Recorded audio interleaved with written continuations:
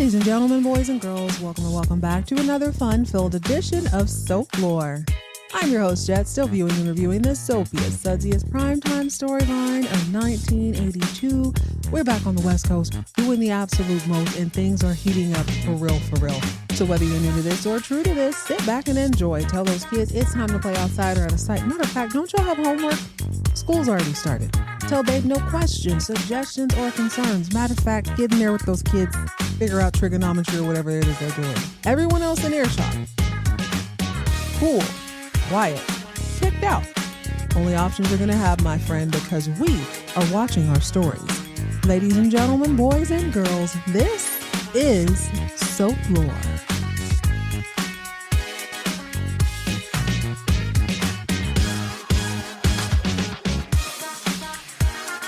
Good morning, evening, friend.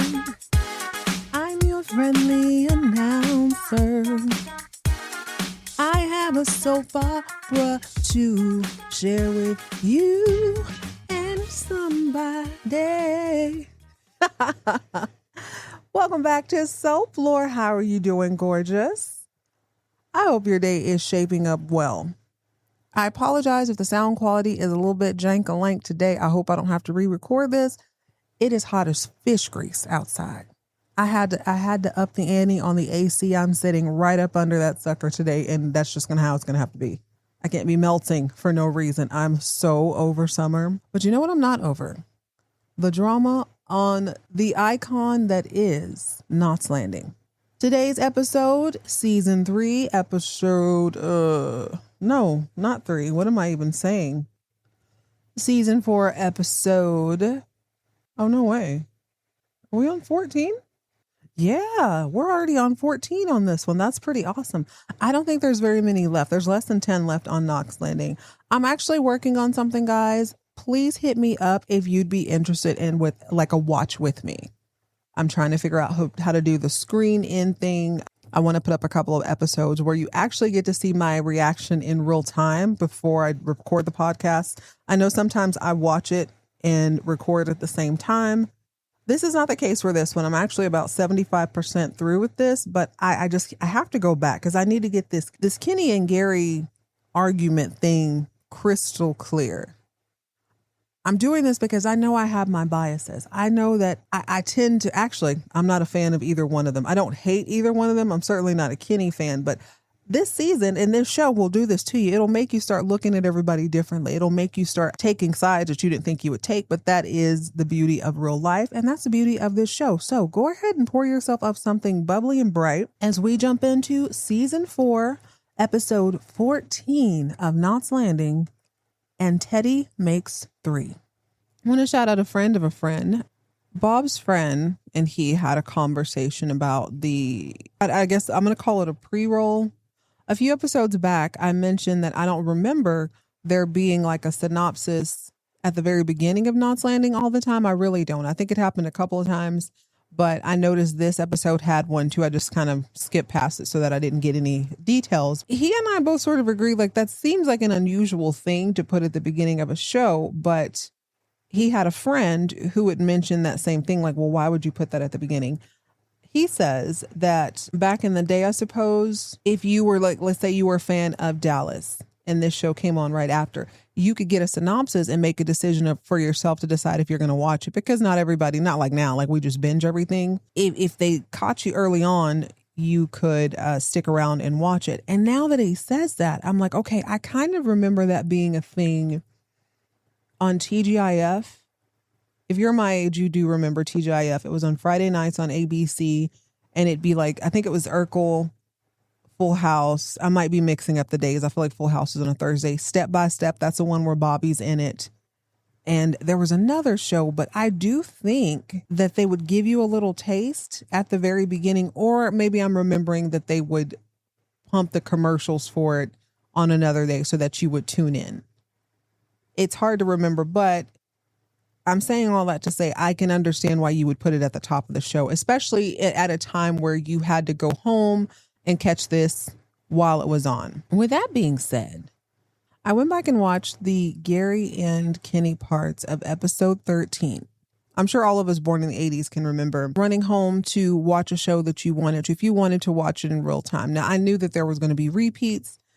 We had a TV guide, so it wasn't as pressing. But one of the things that has stood out to me as I went back and watched episode 13 is that I really am new to this. I'm for real new to this. And with Knots Landing being one of those shows that I was sort of vaguely aware of, none of the characters' names or anything ever came up. I don't know if there are any pop culture references, at least not that I've been able to tell so far, unlike like Dallas and Dynasty. But this show, the last episode, it was almost like I was watching it for the first time. I totally missed all of the tension with Gary and Kenny. Now, I knew it was going on, but little old me, I'm up here concentrating on Chinny. Sorry. On Kenny in a windbreaker. I didn't realize he didn't have on an undershirt. His whole chesticles was out. I'm focusing on Gary's host shorts. I'm focusing on Abby in a muumuu. I'm really sort of missing the big picture here, but this episode, like I said, I'm 3/4 of the way through, made me go back and watch it because I wanted to get this timeline straight and I wanted to get this whole Richard Munson record deal, Kenny's no longer in the business storyline 100% right. And on me rewatching these parts, I thought, well, let me watch Abby's part too, because I need to know if what she's saying is true, even though I know it's manipulated in some way. I missed some very major things. It just made me realize how lucky I am to be watching this now, because I don't know how y'all would have done that back in the day. You just have to take their word for it on the next episode, unless, of course, you had it recorded. I literally missed so much. There's so many little details concerning this particular storyline that I feel like are going to be so important, and it's definitely important on this episode. So I'm going to go ahead and finish up episode 14, come back, let you know what happened. And Teddy makes 3. So we open up this jewelry store, and it is the finest jewels in all of the greater Los Angeles area. Mac and Val are looking for the ring. This old dude, well, he has a lot of gray hair. In all honesty, it's 1982, so this guy is probably only like 34 years old, but his hair tells you he's 60. His face, smooth as a baby's butt. He's a sales guy and he wants to make a sale. Mac is a little apprehensive and he tells him, look, dude, it can be sized, it can be exchanged, and it can be returned. Val assures him that Karen's going to love it. Don't worry about it. She's ready. This is the time. Let's do this. He's nervous, but he's like, yeah, I think you're right. I think you're right. Meanwhile, Chip is being even creepier than usual. He's a freaking creep. He's acting all squirrely and douchey, talking about, we can't talk about the pregnancy, babe, to Ciji, of course. It's going to be so embarrassing when you abort the baby if you talk about how pregnant you are right now. He tells her that he can't afford unnecessary distractions at this time. It's his time to shine. He has worked tirelessly night and day and night to get her all the best promotions. He's been working on her career. Don't you think it's only fair that we start working on my career? Yeah, that's the kind of time he's on. He sounds like one of those like deadbeat dads or deadbeat mamas. I'm done raising kids. I ain't raising no kids. It's mama's time to think about mama. Chip is on one.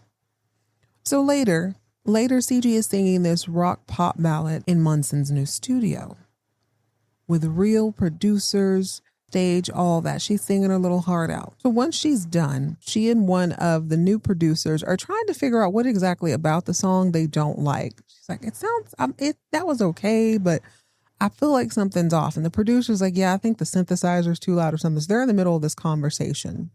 Gary's there, Munson's there also. When in walks Kenny, and he's like, what exactly the hell is going on here? Why is Ciji singing a non-Kenny Ward production? Gary comes in hot, in my personal opinion. He comes around the corner, he comes out the booth talking about, Kenny, beat it. Don't do this. Don't make a scene. Kenny is like, what? Gary, what are you talking? I'm not making a scene. Why are y'all recording a song and it's not mine? What's going on here? Munson comes up there as well. Munson is under the impression, or at the time I thought he was under the impression, that Kenny had quit. Gary and Kenny are in too heated of a moment to really listen to anybody else. Gary says Kenny brought this on himself because he wanted his way. Munson ain't really saying a whole lot, but he's catching all these strays anyway. So yeah, he had thought that Kenny had stepped away or something. Munson asked Kenny to come out into the hallway, and he offers Kenny a full-time job. He's like, I've heard your music. I see what you can do with artists. You've done amazing things with Ciji. I really want you on my team. Kenny is still hot at this moment. You know, he's walking in. 2 minutes ago, he thought he had a record company because all the conversations surrounding him not being on the Mutt record company aren't really coming from him. The conversation that he is having, or the one that is being held up as like him quitting, is that he doesn't want to work with Ted Munson because he doesn't believe Ted Munson is going to give him the space to produce as freely as he has. That makes sense to me, especially since he has his own record company. That's why he's so adamant, because this is his thing. There is a little bit of ego, but I don't think it's ego in a way where he thinks he's better than anyone else. I think it's ego so that other people understand that this is his boundary, that he will work with you, but you're not going to replace him. And he thinks that way because he has his own company. Munson says, please come and work for me. I think you're phenomenal. I think you're wonderful.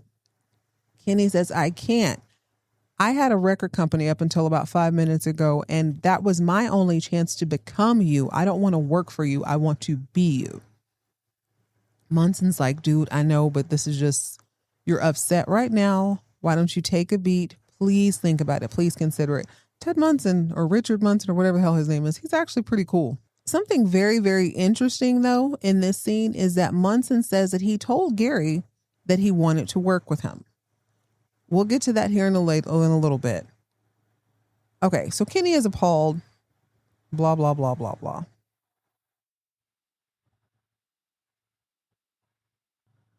Abby and Gary's Terrace might be my favorite place on this show. I absolutely love their oceanside view. I love every time I see them outside. I love the sound of the ocean. It's so pretty. Abby is minding her business, sunbathing or whatever, when Gare Bear comes in, and he's feeling kind of crummy since he and Kenny got into it.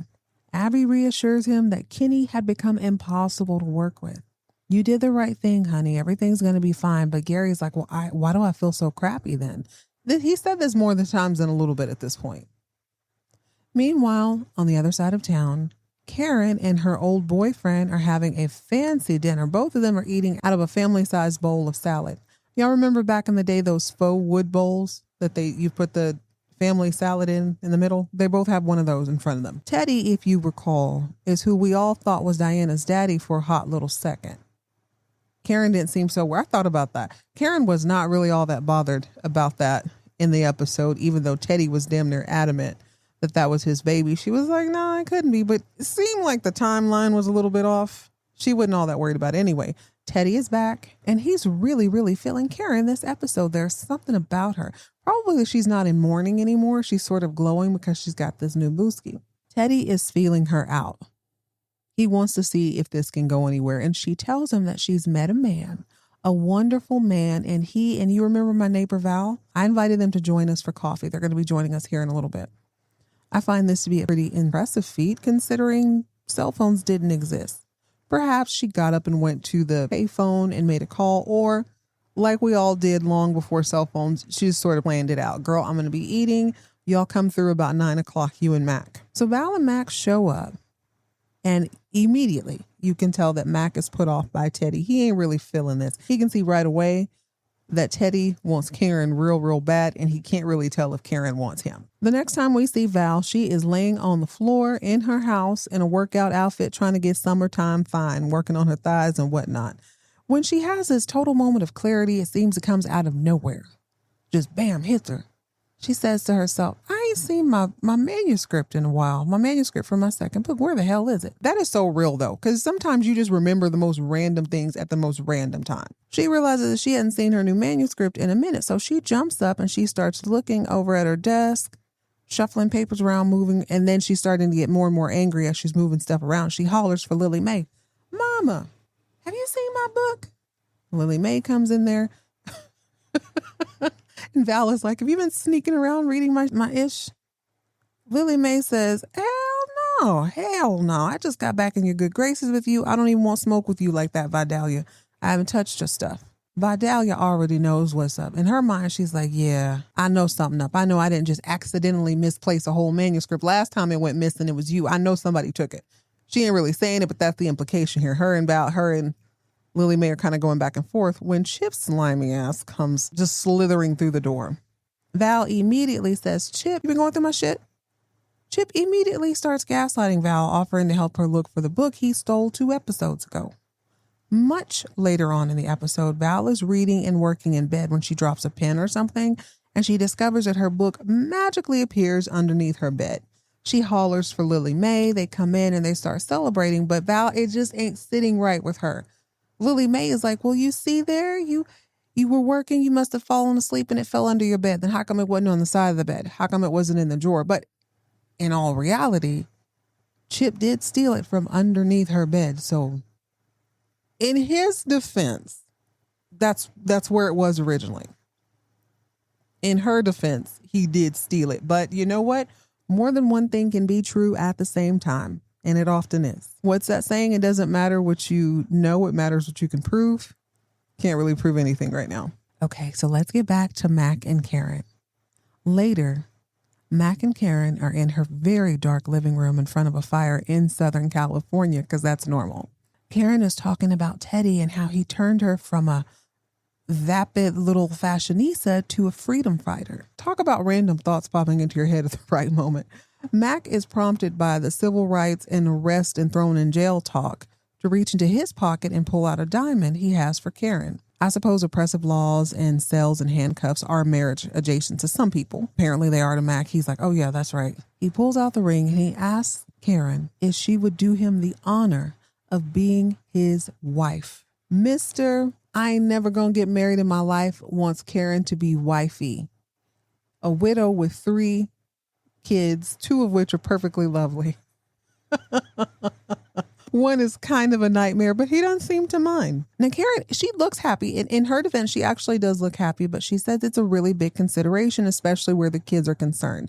I don't disagree with that. She wants to talk to them first.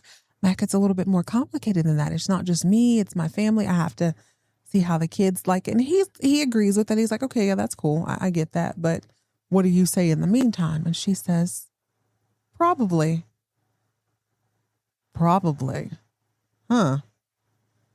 Now, Mac can take a yes and he can take a no, but probably is a challenge. He says, yes, you love me, or no, you don't. She says, well, yes, I love you.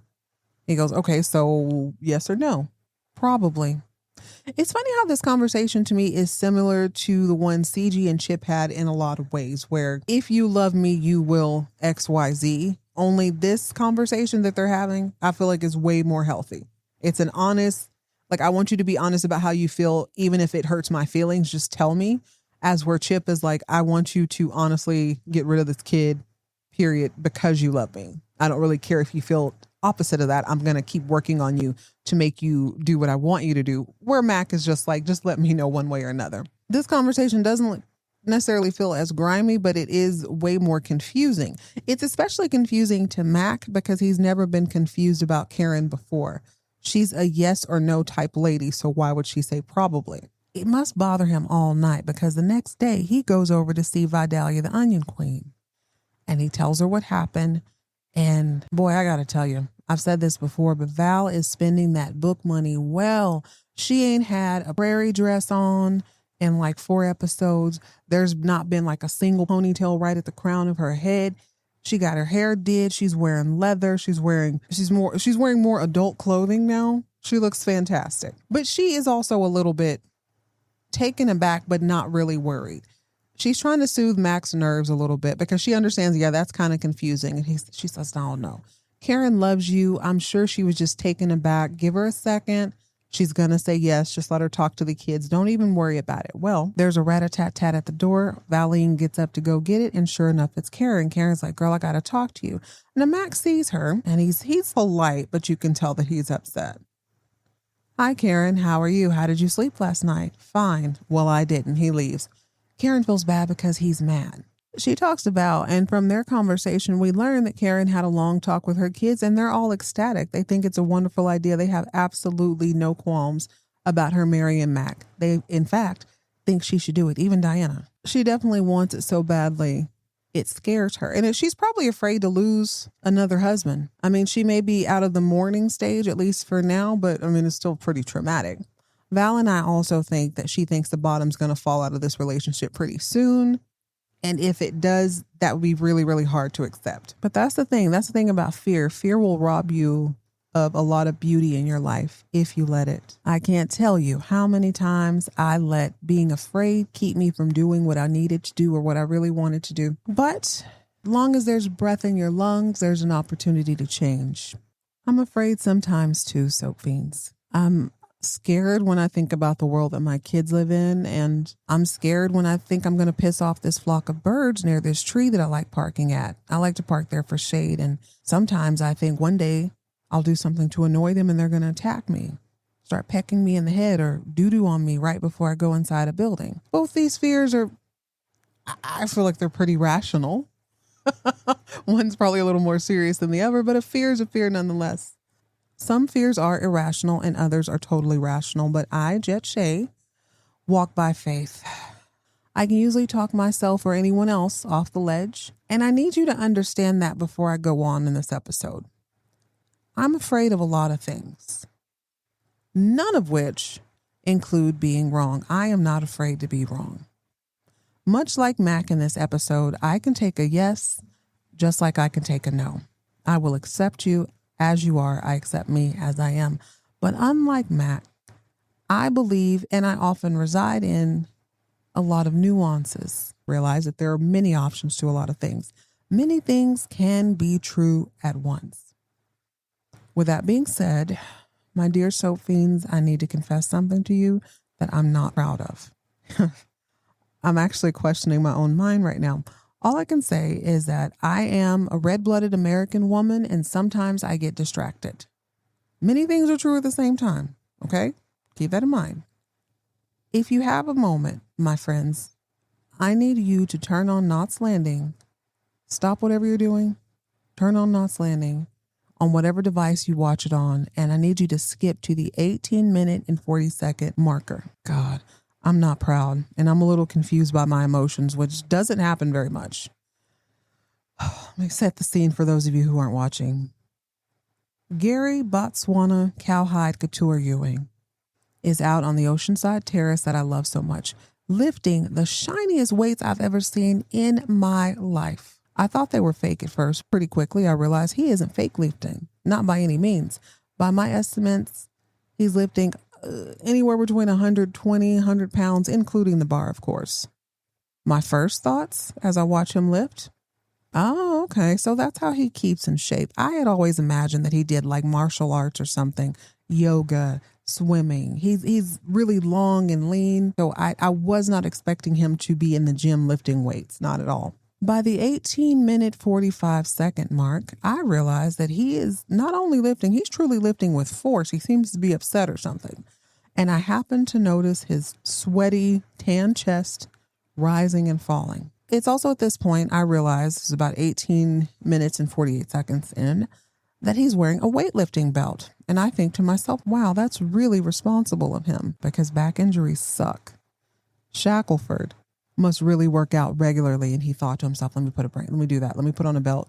My brain then starts to drift to some deep memory of me going to the football field house in my hometown as a little kid. I'm probably like 6 or so years old, either with the twins or with my cousin Corey.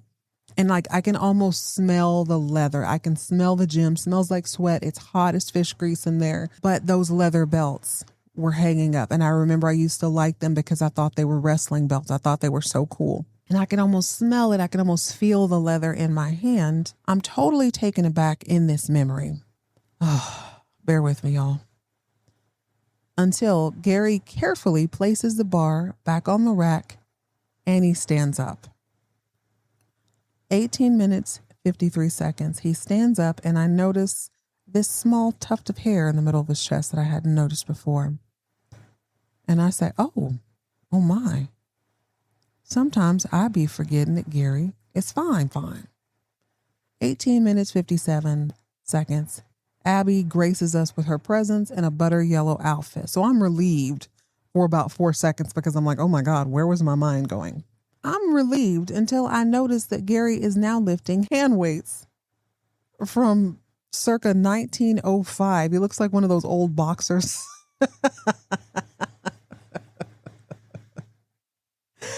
I'm focused on what Abby is saying for about 2 seconds. Then I start to notice that Gary is kind of ripped. He's sweaty and he's like working out. His faces are weird, but I'm gonna be honest, I wasn't looking at his face. I'm sorry. I'm focused on the muscles. The muscles are popping. I'm going to be a lady. But it's very clear that Gary might have been in a rush when he came home and put on his workout clothes. He is very free. I realized right about this time that Abby has also gotten distracted by Gary working out. Now, in my research, Soap Fiends, I had to watch this scene a few more times, and I'm afraid to say I don't really know what they talked about. I don't know what they said. Kenny, I guess, but I know that Abby told Gary to come see her when he got done working out and not to bother with the shower. Oh, I'm so afraid and ashamed to admit that I agreed with her. I'm scared, y'all. I'm scared that I can be distracted from the task at hand so easily. Ladies and gentlemen, it was a sweat. I was caught off guard. I didn't know it was going to be that. But do yourself a favor. I gave you all the timestamps. That's all I'm going to say. I wasn't prepared. I suppose on the other side of town, at Karen's home, Teddy is wowed by Chip, and he tells Karen that Diana's going to be out of the house soon, so he and Karen should give their relationship a whirl. I mean, after all, they're besties, and they've remained that way for many years, and there's obviously something there between them, and there probably always will be. He also thinks that Chip is a fantastic, wonderful kid because he and Diana had lunch. It was weird. It was fine, but it was weird. Meanwhile, Ciji is kicking it over at Laura's house, and they're talking deeply about like disappointment and settling and just kind of life. Ciji's having a rough day because she's being pressured by this weirdo to get rid of the baby she so desperately wants. Laura tells her she wrote the book and she bought the t-shirt. Girl, it sucks sometimes, but that's what friends are for. She offers an evening of suburban debauchery, which includes a hot tub, pigging out on pizza, several glasses of wine, and a dirty movie in a theater. I can't say that I ever considered a dirty movie in a theater. And if so, am I to understand that you will be watching it with a crowd? Seems distracting. I don't know. It seems a little bit weird. Seems like people will be giggling and stuff or not, or doing other stuff. I can't imagine a theater full of people in a dirty film, but stranger things have happened. And I suppose for a really long time, that's the only way you was going to get to watch it. Anyway, Ciji's like, you know what? That sounds like a good time, girl. I'm down. But here comes Richard coming downstairs demanding to know why Laura is spending $530 on a gym membership. She says because it's her skin, he jump out and she jump in. Basically, mind your business. I get to do what I want to do. Now, I'm with Laura. I think if that's for the year, I hope that's for the year, I'll be totally on her side. If it's $530 a month, I'm 100% with Richard because, like, what are you even doing? $530 worth of what exactly? Laura says she can do what she wants. It's her money and it makes her feel good to go to the gym. So she's going to keep doing it because she works. That's her money. She can do what she wants to. And he's like, well, how come you can do that? But I get ridiculed for spending even a little bit of money. She's like, because I be spending it on real stuff. You be buying cappuccino machines and whatever. So they're getting into it. And Ciji is very uncomfortable. She wants to leave. Because I went back and watched the previous episode, I'm kind of wondering if Ciji came from maybe a volatile home because she is very uncomfortable. Like when Gary and Kenny were arguing, she was uncomfortable. I just assumed it was because of her. But I remember this scene, she was super uncomfortable when Richard and Laura are arguing as well. But that's just like, that's awkward. Nobody wants to hear a couple arguing. Nobody wants to see their friends fight. So it could just be she doesn't like to argue. I don't know. So Ciji wants to leave. She stands up to leave and Richard tells her to sit down. He's pissed. They continue to argue and it takes Ciji a minute, but then she remembers she ain't got to take this ish from nobody. Richard does not pay her bills. She can do whatever the hell she wants. Plus, this isn't even her house like that. She wants to leave. She's going to leave. So she gets up and she sort of moonwalks out. And as she's leaving, Laura's like, see, look what you did. Richard's like, I didn't do nothing. Like, Ciji goes home for some peace and quiet when she actually ends up having to give up a piece to Mr. Chips and Dip. Mind you, not 2 hours previous, Chip was telling Karen and Teddy that he got this brand new job with this brand new PR agency and he's about to blow up. He's about to give Diana the lavish lifestyle he thinks she requires. I suppose he thinks that's like he's about to give her respect and linen napkins, I guess. Anyway, he goes from telling Diana and her mother that he is on the up and up to telling Ciji about all the ish she's going to have to give up if she has her baby. He tells her, honey, we can have 20 kids later on, but not now. And she needs to be really worried because nobody wants to see a pregnant pop star. Plus, she's going to get super fat and lardy after the kid. Your body's going to be all weird. You're going to have to work out. And he talks about the way she's going to look for a very uncomfortable amount of time for me. Like, that's literally his focus. Not even so much that her career is going to be stalled by any means, but you're going to look gross and you're going to have to get into shape. And Richard Munson only signed you because not only can you sing, but you're a hot piece of tail and you're supposed to look good. Basically, kids make you fat. You're going to have to lose the weight after you get fat, and ain't nobody got time for that. This is a terrible conversation to tell a woman while she is butt naked by your side in bed. And unfortunately, he finally wears her down. She's like, okay, fine. F it. I'll do it.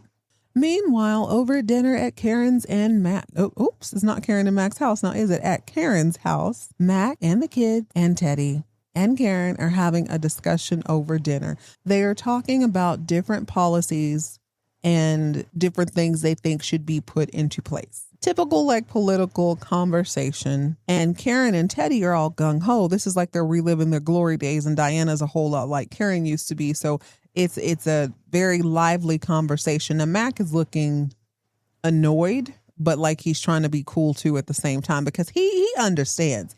Even if Teddy never said anything to him or Karen's never said anything to him, Mac knows that dude wants his could be wife. So Mac interjects and says, well, how are you going to get these changes in force? What kind of laws are you going to have put into place for this? This makes the rest of the room uncomfortable. I can't really tell if it makes Teddy uncomfortable. He seems more shocked than uncomfortable. Mac continues to break it down. He's like, listen, I've heard all this before. You can do the picket signs, you can do all that, but you got to really focus on what happens after that. I don't disagree with him. No matter what you're debating, it's one thing to have an idea. He's just like, how are you going to put that into place? Again, two things can be true at once. He could simply be making a rather obvious observation because he is a lawyer. He works in the law and he understands that you can't just wish things into existence. There's got to be some policies and crap put into place. But on the other hand, he thinks this dude is whack. And he wants to poke holes in his argument because he doesn't really feel like that dude. He feels like the dude is just kind of trying to get at Karen. That's the impression I got. So two things can be true at once. Karen, not one to hold her tongue, is like, Mac, why are you being so combative? Why are you being so negative every time we bring up something? He's like, I'm simply asking questions. It's very, very uncomfortable. And he's still mad about that damn probably. Two things are very, very obvious in this scene. Everybody except Mac is mad uncomfortable at the table. He is very comfortable being hated. And number two, Teddy can't stand Mac. This whole dinner was a crap idea. There's a real quick scene the next day where Karen's kids have a quick conversation in the kitchen. It's very distracting because her children, her boys specifically, are devouring a loaf of bread and half the condiments in the dang refrigerator, making a Scooby-Doo sandwich. Every ingredient you can think of. These sandwiches are 8-9 inches high. But this is the opportunity for the audience to hear that all three children feel like their mom should marry Matt, and there's nothing else to it. The kids don't seem to be threatened by Teddy. They just think he's interesting on a different level. But, they all, two of them really like Mac. Oh, baby. This was my favorite scene, second favorite scene of the episode. I'll allow you to guess what my first one was. Across town, Ginger shows up to Abby and Gary's house. I really love a Ginger pop-off. It needs to happen more often. Also, yes, I do think Ginger has Ramona eyes. Any of you guys who are Real Housewives fans, if you remember the franchise in New York, I haven't got into the new one yet. We cut our cable bill a few years back, so I've only been streaming and we only recently got Peacock. So I'm not totally caught up on all the new ones. But yes, she has Ramona eyes. That is a perfect way to say that. If you know, you know. If you don't, Google it and then look at Ginger, you're going to think the exact same thing. I also think sometimes Diane Carroll, a.k.a. Dominique Devereaux, has Ramona eyes. Or I guess Ramona has Dominique Devereaux eyes, except she squints just enough to not make it weird. Ginger's eyes are already huge, so it makes it more intense. But anyway, Ginger shows up to Abby and Gary's house to stand by her man looking like Oscar the Grouch. She just threw on something. She came over there to get in that ass. Abby opens the door. She doesn't immediately invite Ginger in because she already knows what's up. And there's way too many stairs to be pushed down. So Ginger's like, she basically lets herself in. She sees Gary and she says, Gary, how long have I known you? 3-4 years now? And he's like, yeah, about that. Gary, I would never, ever expected this kind of crap from you. What she's referring to is Kenny now being totally jobless. Abby immediately tries to jump in. Abby says it wasn't their fault what happened to Kenny. Ginger ain't trying to hear that. She continues to talk to Gary because that's who she came to see. She says, Gary, you led him on. You're the whole one who wanted a record company. You told him to go all in. We laid it out for you. You know we was going broke. Now you're going to pull this. You never wanted him anyway. Ginger believes that Gary used Kenny and his musical talents to develop Ciji into this wonderful artist that could be picked up by a bigger record company, and that he sold it. That's what he thinks. That's what she thinks happened this whole time. I don't think that was Gary's plan. I hadn't really thought about it like that, but I do think that probably was Abby's plan from the giddy up. Ginger feels like this was a setup from the beginning. It was a scheme set up by Todd. If you know, you know. If you're a Real Housewifey, you know, you know. Gary immediately says, Ginger, Kenny was being difficult. He refused to work with anybody. He did this to himself. It would have never worked out with him and Munson. So Ginger says, if that's the case, why did Munson want him on the record? Why did Munson offer him a whole job? Gary wiggles his eyebrows a lot all the time, but I think he was shocked, which let's rewind a little bit, if you will. When Kenny burst into the session that Ciji was in and realized they weren't playing a Kenny Ward record, Gary confronted him. Munson mentioned as Gary is confronting him that, no. Okay. Munson takes Kenny out into the hallway and asks him to come work for him as a producer. And he says, Gary knew, I told Gary all about it, or I told Gary about it. He says that in that sentence. So I'm sure Kenny went home and told that to Ginger. I didn't catch that the first time because I wasn't really paying attention to them like that. I was more shocked that Kenny was upset. So I started to think back, and I went back and watched this, and he told Abby when they were in the parking lot right after the contract was signed that he wanted Kenny. So I guess he's thinking I told Abby, who told Gary, that I want to work with Kenny. But this seems to be the first time. I feel like she mentioned it a couple times before. No. Yeah. When Abby was in the bathtub, she mentioned something about Kenny being a producer, but Gary is under the impression that Kenny doesn't want to work with Munson, which is true. But again, more than one thing can be true at the same time. So Abby, who has been overhearing this whole time, comes down the stairs saying Kenny didn't care about the album or Ciji or anything else. Ginger is as cool as a cucumber this whole scene. She cuts Abby off and stares directly at Gary. She kind of looks amused the whole time. And she says, Gary, when are you going to wake up and see? One day she's going to do the same thing to you. I'm so glad I went back and watched the previous episode because I missed the conversation that Munson and Abby had in the parking lot after the deal was done.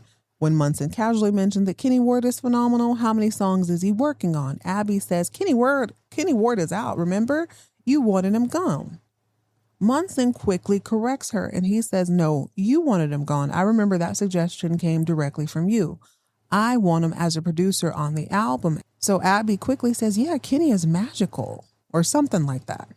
Munson clocks her and says that, wow, that's remarkable. She's like, what's remarkable? He says, how quickly you change gears. One moment you're ready to throw Kenny under the bus. The other you're singing his praises. She's a little bit thrown off that he clocked that so quickly. And she's like, I'm just pragmatic. That's all. Munson's like, okay, I'm not judging you. I admire that, but I sure would hate to be on the other side of your pragmatism. He sees what Ginger does and what Gary can't. Abby is definitely pulling some different strings. I also mentioned that there was a guy that looked like Harry Hamlin, who's not, by the way, that's not him. But what I wasn't really paying attention to in depth is how he's not coaching Abby, but she's coaching him to coach her how to, as she put it, protect herself as a partner to Gary Ewing if his divorce is dragging on and the promises that he made her fell through. It certainly seems like she's setting herself up one way or another. She's clearly thought this through a little more. It still makes me question whether she cares about Gary. I got suckered in by her crying that one time, but who's to say she didn't get over it and eyes on the bigger prize here? It's also clear to me that I'm on both Kenny and Gary's side in this, but leaning a little bit more towards Kenny. He and Gary partnered because Kenny was a musical talent in this coupling. Gary had the money, but they were partners more or less. As Ciji got bigger and bigger, Gary wanted more to do with her, and in all fairness, he's never been one to sit behind a desk. He was never going to be the guy just signing checks. He was alongside Kenny and Ciji when she was making all the music. So I could understand why he's thinking, I'm very involved. Kenny walked into this with the goal of producing a superstar by working with that superstar one-on-one. Sure, Gary had suggestions, but up until now, they happen to align with what Kenny's vision was and what his practice was. Abby is working like Novocaine. You hear me? Eventually, she saturates Gary's veins enough to influence his perception. Instead of two business partners disagreeing on the album's lineup, which I think is probably very, very normal when people are putting together an album, there's so many things that don't make the album. But instead of it just being a disagreement, Gary feels like Kenny has a big head and he's too stubborn for suggestions. After all, Gary feels like, dude, I'm the one who brought you, Ciji. How come my eye for talent was good enough at that moment, but is not now? Valid point. On the other hand, Kenny feels like Gary is trying to run everything and edge him out of the production. He already has a heavy hand in this producing, and he believes that this is his record label too. After all, Gary could have taken Ciji to any other producer, but he brought her to Kenny. So Gary later stops by Kenny and Ginger's house to talk, but Kenny ain't trying to hear it. He ain't having that, and neither is Ginger. Ginger's like, he ain't here. Kenny is definitely sitting in the living room looking through the wanted ads. But it just seems like it's a big misunderstanding. I can absolutely see where they're both coming from. The reality is they both have a huge ego. Gary is good at business. Kenny is good at producing. And that's Kenny's whole thing. He's like, I am an expert. This is what I do all day, every day. You got to trust me on these things. That's when they got in that fight at the restaurant over the song Kenny didn't think was going to fit on the album. It just blew up. But I think it blew up more because Abby was putting a little bug in Gary's ear. She knows that he doesn't feel valued or didn't feel valued growing up. She knows that people thought he was an F up. So I'm going to be in your corner. You're right. Whatever you say, you're the boss. You're the one working hard, Gary. You're doing X, Y, and Z. I get it. And Kenny's like, dude, you told me I had a record label. Why wouldn't I, as a producer, have a heavy hand in it? It's just a big misunderstanding, but I'm leaning a little more towards Kenny in this, and I was thoroughly impressed by Ginger. And she ain't wrong. She ain't wrong. I wonder, it's only a matter of time because Abby's making sure she is very much in everything. And that's another thing. Gary is not really taking care of the business aspect of anything. So he's opening the door to play himself. So later on, Laura is breastfeeding her baby on the couch. Ciji comes over and she's like, yeah, if I ever have a baby, I'm going to breastfeed my baby too. Say, Laura, why are you still with Richard? Don't you hate it here? Don't you hate kind of the way he behaves? And Laura's like, absolutely. It's a very matter-of-fact conversation. So Ciji's like, well, girl, why don't you leave? Laura explains that she can't leave again because she's already left once. If she leaves again, she has to do it for good. Plus, her kids need stability. She says that despite some of the bad stuff with Richard and the uncertainty, there is a stable home. There's two parents, and the kids are the best part of her day. It doesn't matter how crappy her day is. Coming home to hold her children is the best part of it. So she's not going to give that up again so easily. Y'all, Karen has the nerve to go out with Teddy another time, while her boyfriend Mac takes all three of her kids to see the stars. I feel like they said the stars. I thought, is that hockey? I don't know. I thought they were talking about basketball because, well, they mentioned the Lakers, which is a real team, but they definitely, I don't know. I thought the stars were in Dallas, but anyway, Teddy and Karen are sitting on the couch and Teddy's trying to make a move on Karen and she's in the middle of rejecting him when Mac walks in and he is pissed when he sees them in this dark living room with the fire lit. This feels awfully romantic. So he walks in like, oh, hey, guys, did you have fun? Teddy's mouth is a little slick this night because he's still a little bit embarrassed about dinner the other night. So Teddy's being slick, talking about, yeah, I'm so happy to see the girl I used to know. She was in rare form tonight. Mac's like, oh, okay, so y'all have fun. That's cute. Karen, can I see you in the kitchen? Snatches her up, drags her in the kitchen. They immediately start going off on each other. I don't want you to see him. Don't tell me what to do. We're supposed to be engaged. We're not engaged. And if we are going to be engaged, you don't want what? I don't want this. Fine. Where's the ring? You want the ring? Yeah, I want the ring. Grabs the ring, gives it to him. He storms out. Kids and Teddy in the living room just embarrassed. Just like, oh my God, what the hell just happened here? It's hella awkward.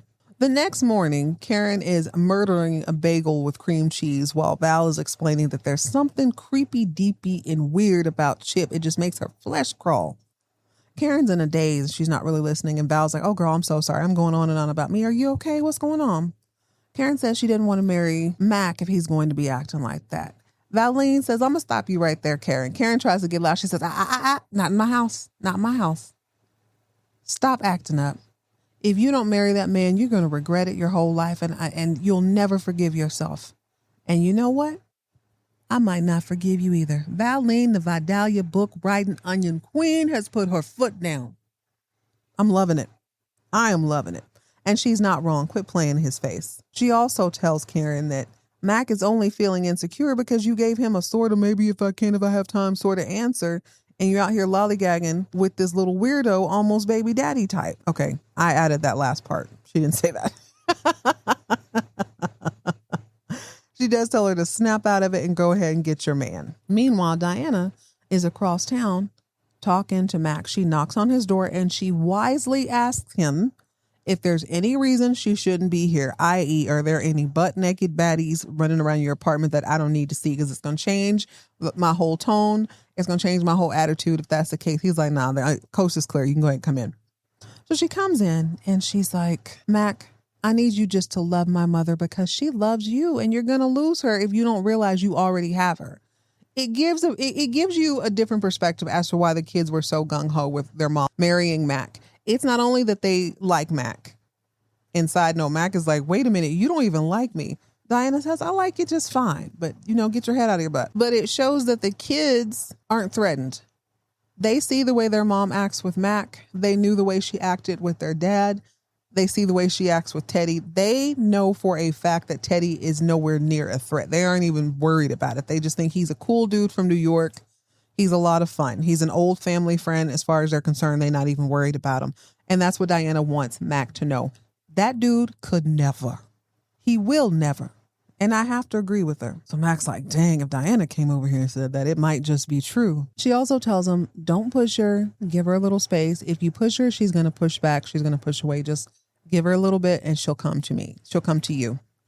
He heeds her advice and does just that. Unfortunately, Ciji does not have an understanding lover. Ciji receives flowers from Chip as an abortion pre-gift. But she tells him that she's a working woman in the 80s and she's having this baby with or without him. Of course, he hops up and storms off. My first thought is he's probably going to go slice her brake line or something. But they can't use that storyline if that's how Sid died, right? So I still believe Ciji is going to take a magical spill down the steps. He's going to pour like Drano in her drink or something. Ain't no way Chip is going to let this get any further than it's gotten. Plus, if Diana finds out that Ciji is pregnant by Chip, everything's going to blow up. Same thing will happen if Lily Mae finds out, I think. I think it's too risky. There's no way he's just going to let this be. Speaking of not letting it be, Teddy gives it one last try with Karen because he heard Mac blow up. He knows that they are at least broken up for the moment. And he's like, Karen, please stop this. We have so much in common. You're so exciting. You're so this and that. You were just like you used to be back in the day. Karen, please be my girl. Stop playing. Karen reminds him that she isn't a little girl anymore. She's not that girl that he's in love with. She's a new and different person. Truth is, it was never going to be Teddy. Not in college. Not fresh after Sid's death, and not now. She has a huge Joner for a man with a tight fro and a bad attitude. Mac is in his apartment lighting his California fire when Karen rat-a-tat-tats on the door. She comes in and she acts like nothing's wrong. She's like, okay, we had a little argument. She's being all, not serious, and he's just being quiet. He's not saying anything. He's heeding Diana's advice. She finally gets serious and she says, Mac, I don't care about Teddy. I don't care about Teddy the way I care about you. I love you. Can we please just do this? Blase, blase. He's still silent, and I thought he was going to reject her. But no, he ends up walking over to his shelf and he has a vase. Or what is it called? Where you pour stuff out of. Whatever. He has a vase, some sort of ceramic thing. He reaches in there, pulls out the box, goes back to where Karen is standing, and he tries it again. He asks her one more time if she would give him the honor of being his wife. I think she's like, but they have like this weird sort of kissing. They're kissing, but they're talking. We're going to fight a lot. Yeah, y'all going to fight a whole lot. It's going to be rough. They're talking. And eventually she says, yeah, beautiful. In scene. So I guess we have to look forward to Karen Fairgate McKenzie, or maybe she'll drop the Fairgate. I would probably keep Fairgate since the kids are still there. She's probably not going to have, well, I don't know. She's young enough to have kids with Mac. Who knows? I would keep the Fairgate for a little bit. At least until the kids are out of the house. Lovely episode. I know we're nearing the end of the season. I did just double check. There's only 22 episodes. So this is going to get really good really fast, I feel like. I don't think Chip is done. I really, really don't. I'm telling you, slip and fall down the steps, cutting her brakes, or drinking Drano. Something like that. All right, guys, that's it. That's all. Join me next time as we jump back into another iconic primetime vintage soap opera. In the meantime, in between time, remember the 18-minute mark. That's all I'm going to tell you. Stay hydrated, stay moisturized, mind your own business, and keep all of your drama on TV.